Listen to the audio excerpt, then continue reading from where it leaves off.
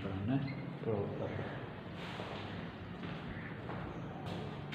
बेटी, आए मेरे टॉपिक को आगे बढ़ाते हैं लोग, है ना। टॉपिक हमारा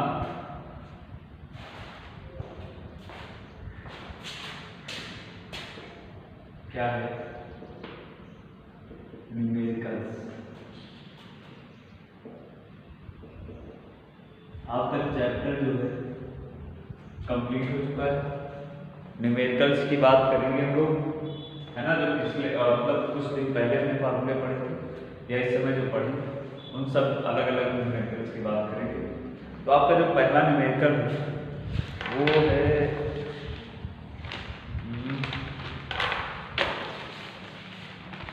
वो ये है कि लिखा हुआ है आपका शुद्ध कॉपर सल्फेट, है ना।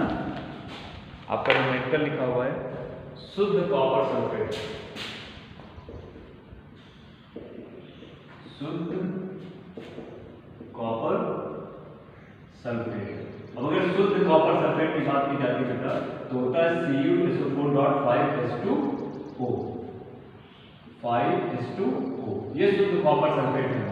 फिर से लिख देते हैं, अच्छे से लिख देते हैं, Cu SO4.5H2O। यह हमारा शुद्ध कॉपर सल्फेट है। तो क्वेश्चन कहता है कि इसमें कॉपर, सल्फर, ऑक्सीजन तथा जल की प्रतिशत मात्रा की गणना कीजिए। प्रतिशत मात्रा की गणना कीजिए। चलिए, ये इतना लिखा हुआ है, ठीक है। तो आइए सीधे बात कर लेते हैं प्रतिशत मात्रा की गणना की। अब प्रतिशत मात्रा की गणना तभी ज्ञात कर पाओगे बेटा जब आपको अणुभार पता होगा। तो अणुभार निकालिए। आप देखेंगे CuSO4.5H2O का अणुभार कितना होगा? इसका अणुभार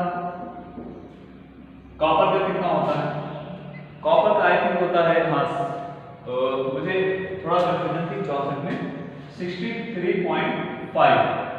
अब एक है तो जुड़े एक, प्लस सल्फर का कितना होता है? 32, एक है तो एक।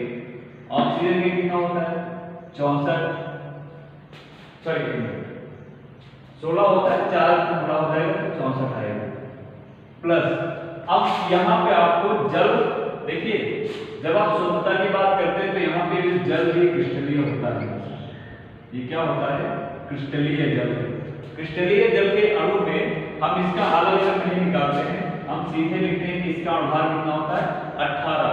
तो यहाँ पे क्या हो जाएगा? कितने जल हैं? 5, तो हो जाएगा 5 गुणे 18।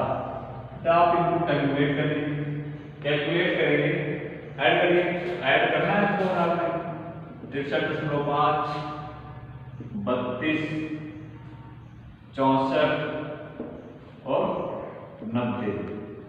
यह जाएगा 5, यह जाएगा 9, यह जाएगा 24, 249.5। तो हमारा जो अणुभार आया वो कितना आया?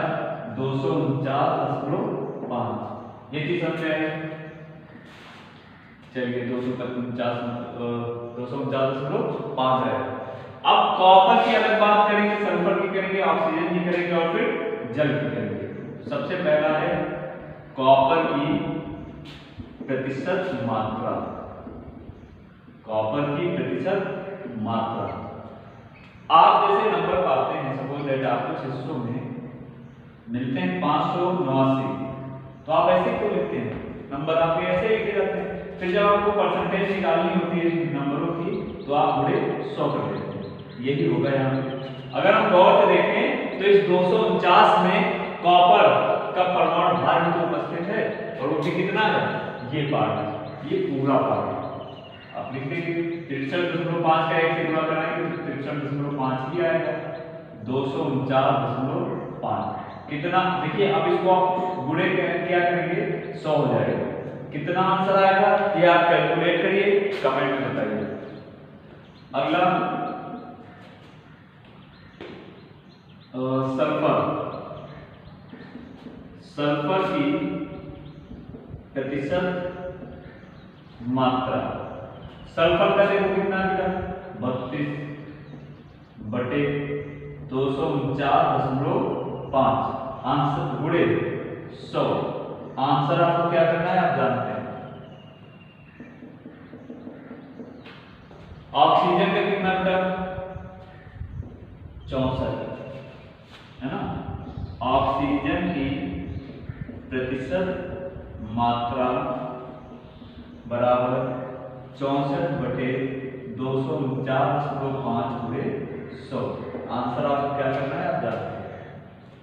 अगला है, अगला क्या आप हाइड्रोजन और ऑक्सीजन की अलग अलग निकालेंगे? अगर ऐसा करेंगे तो गलत हो जाएगा। आपको क्या करना है जल की प्रतिशत मात्रा निकालनी है। तो आप लिखेंगे क्रिस्टलीय जल की प्रतिशत मात्रा, कहीं नहीं लिख रहे हैं, प्रतिशत मात्रा लिखना है आपको। जल की प्रतिशत मात्रा कितना हो जाएगा क्रिस्टलीय जल? देखिए कितना है क्रिस्टलीय जल 90/249.5 गुणे 100। आप चारों के आंसर कैलकुलेट करिए।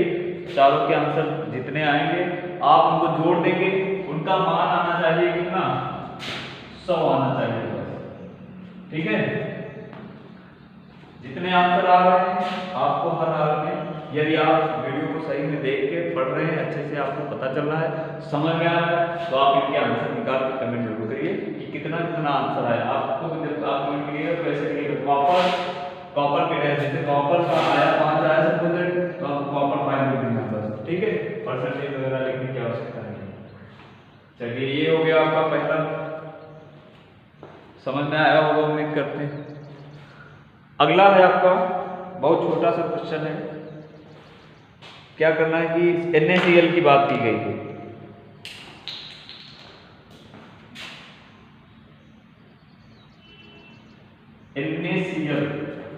NaCl आप जानते हैं क्या होता है? हमारा साधारण नमक होता है NaCl। सोडियम जिसमें होता है क्लोरीन होता है। सोडियम का परमाणु भार जो होता है वो कितना होता है 23 और क्लोरीन का कितना होता है 35.5। ठीक है,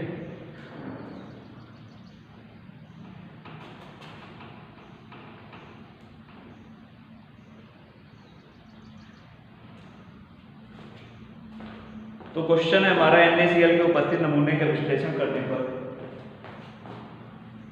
सुन लीजिए क्वेश्चन हम बोल रहे हैं और जो आवश्यक चीजें हम लिख देंगे। देखिए लिखा हुआ है NaCl के उपस्थित नमूने का विश्लेषण करने पर पाया गया कि उसमें 45.5% क्लोरीन है।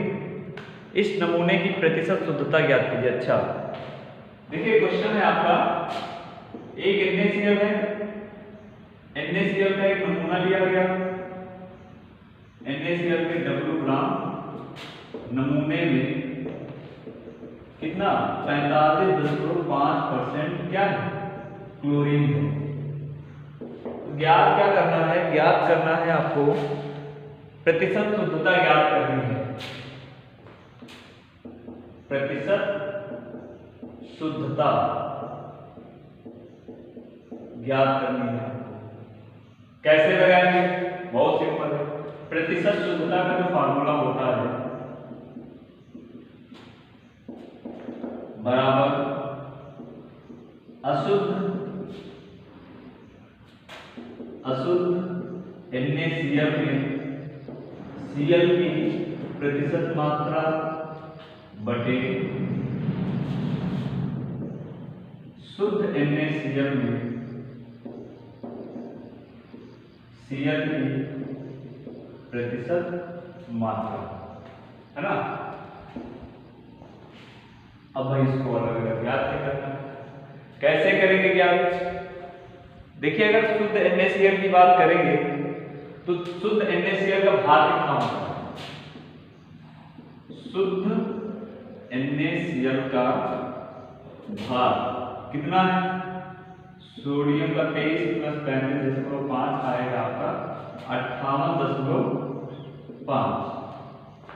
अब आप यहां से कह सकते हैं शुद्ध NaCl में Cl की प्रतिशत मात्रा कितनी होगी 35.5 क्योंकि एक मांगी है 58.5 गुणे 100। आपका जो आंसर आएगा आंसर आपका नियर अबाउट आएगा 60.68%। ये आपका आंसर आ रहा है 60। ये पहला आंसर है, अभी पूरा फाइनल आंसर नहीं आया है, ठीक है। अब पहले से परसेंटेज दी हुई है जो कि क्या है अशुद्ध NaCl में Cl की प्रतिशत मात्रा, और ये जो हमने निकाली है शुद्ध NaCl में Cl की प्रतिशत मात्रा, तो प्रतिशत शुद्धता ज्ञात हो जाएगी। आप लिखेंगे प्रतिशत शुद्धता बराबर कितना हो जाएगा 45.5% बटे 60.68%, ठीक है। प्रतिशत शुद्धता जो आपकी आएगी वो आपकी इस तरह से निकालेंगे आप कि 45.5 बटे 60.68%। आप परसेंट मत लिखिए क्योंकि अभी हमको क्या करना है गुणे का भी निशान लगाना है, ठीक है। यहाँ पे गुणा करवाना है 100 से, क्योंकि हमको क्या निकालनी है प्रतिशतता निकालनी है। आंसर आपका जो भी आएगा आप क्या करेंगे आप उसे बताइए कमेंट में कि आंसर कितना आ रहा है, ठीक है। आंसर जितना भी आ रहा है आप बताइए कि आंसर कितना आ रहा है। दोनों न्यूमेरिकल्स बहुत ही महत्वपूर्ण थे, आपको दोनों समझाए गए। दोनों के कुल 5 आंसर आपके पेंडिंग है, 5 आंसर आपको देने हैं, है ना। बेटा अच्छे से पढ़ लीजिए, चैप्टर आपका कंप्लीट हो गया है। मंडे से आपको एटॉमिक स्ट्रक्चर पढ़ाया जाएगा। एटॉमिक स्ट्रक्चर के माध्यम से आप केमिस्ट्री की शुरुआत कर चुके होंगे। चलिए ठीक है, मिलते हैं अगले वीडियो में।